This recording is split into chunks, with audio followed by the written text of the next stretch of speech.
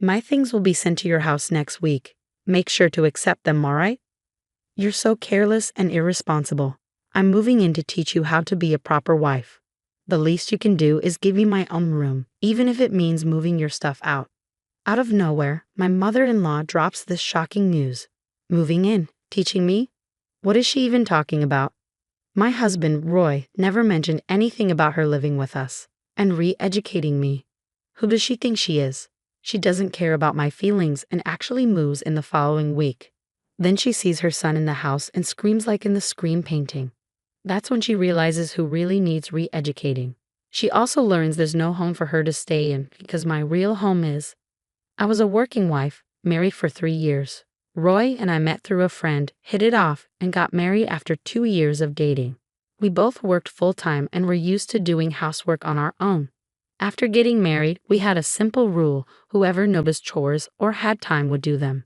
It worked well, and we never argued about it.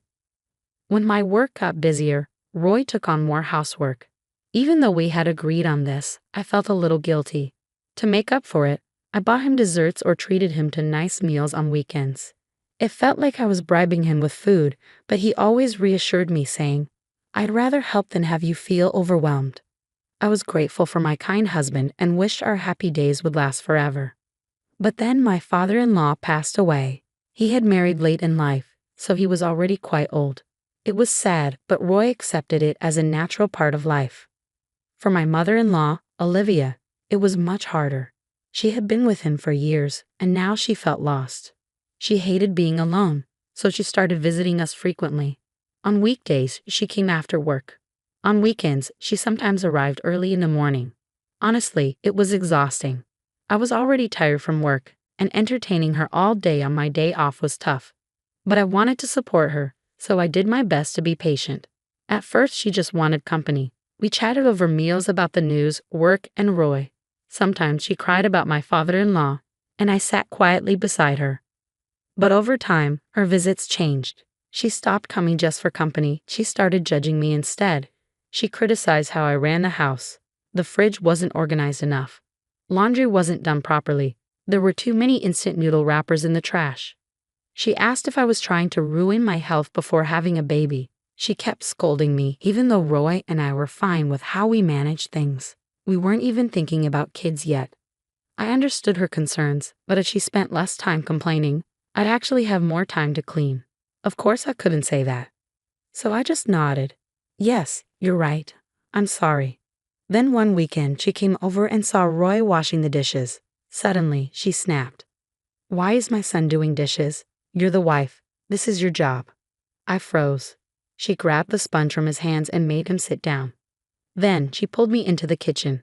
I stood by the sink, annoyed but trying to stay calm.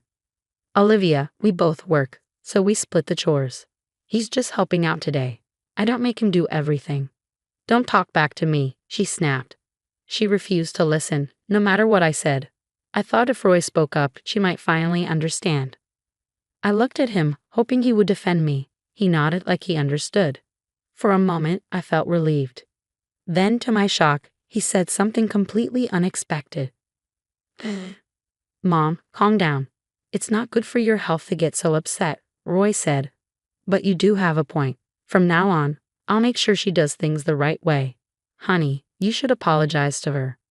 He turned to me. Why wasn't he telling her that we shared the chores? I thought about arguing, but there was no point. Olivia and now even my husband were against me. "I'll be more careful in the future," I said, deciding to end the conversation. After she left, I asked Roy why he'd sided with her.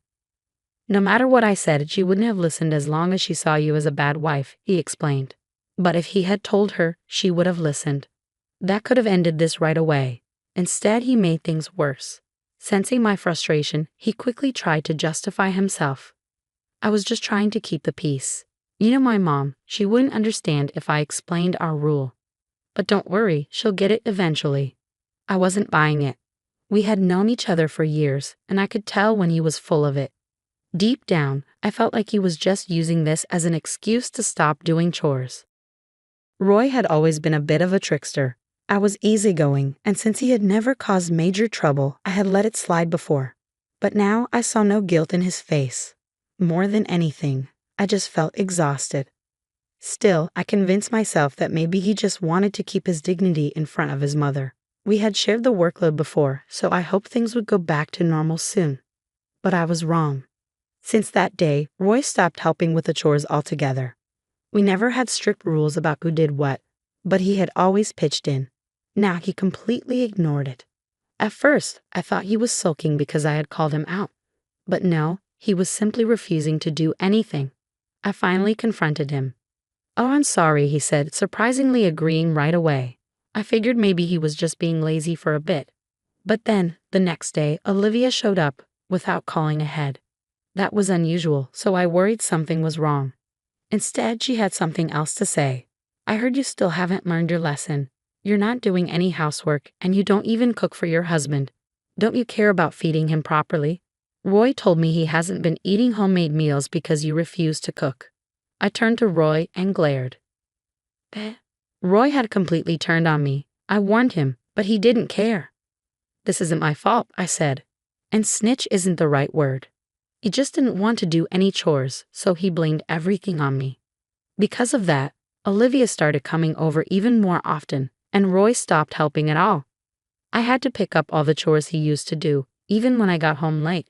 If I wasn't so busy with work, I might have managed, but I barely had time to sleep. I was exhausted. If this continued, I knew I would collapse. So I tried talking to him again. But right when I needed to, his work got busy, and we couldn't have a proper conversation. At first, I understood, but his schedule was insane. He started coming home really late on weekdays, sometimes after midnight. On weekends, he worked all day. Sometimes, he even stayed at the office overnight, saying the commute was a waste of time. I had wanted to talk about Olivia, but I became more worried that he was overworking himself. When I finally saw him, I asked, "Are you okay?" "Yeah, I'm fine," he said, looking full of energy. That was odd.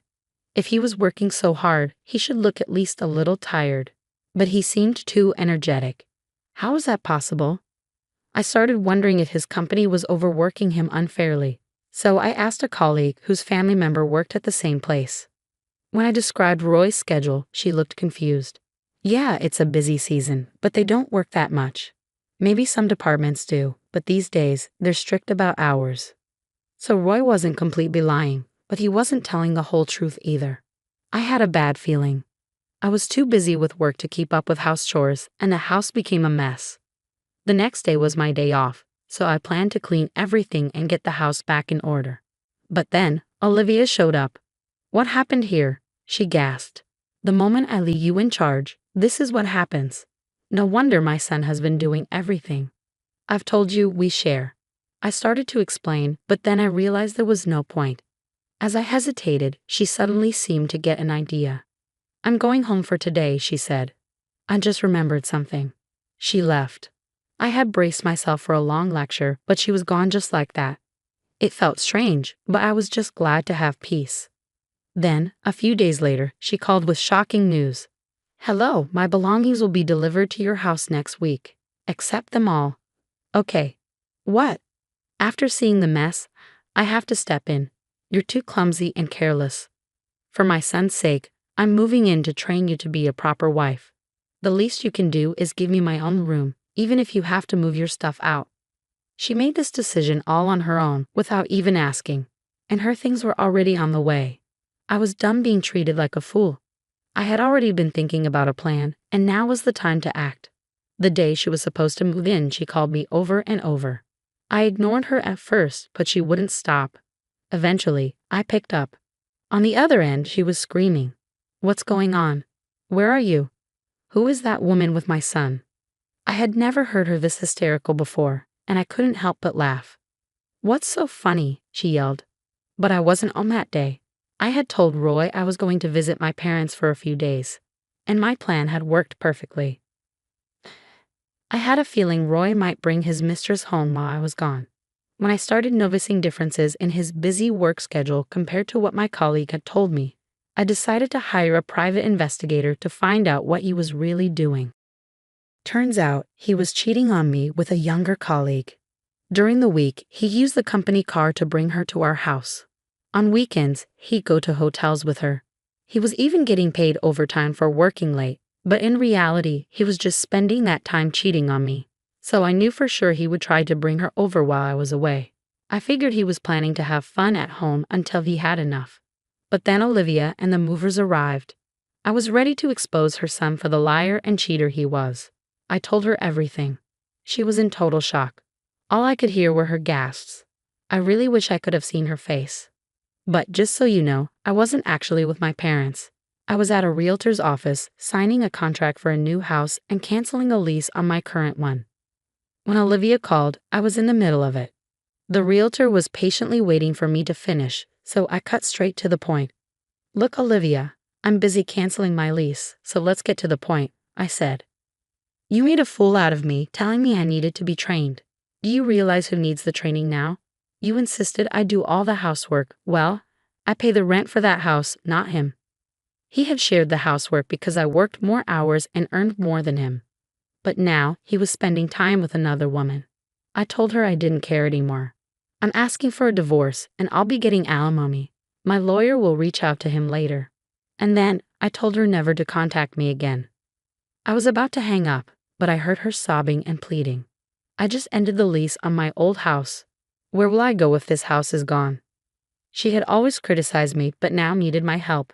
I told her, "Not my problem. Talk to your son." And then I hung up for real.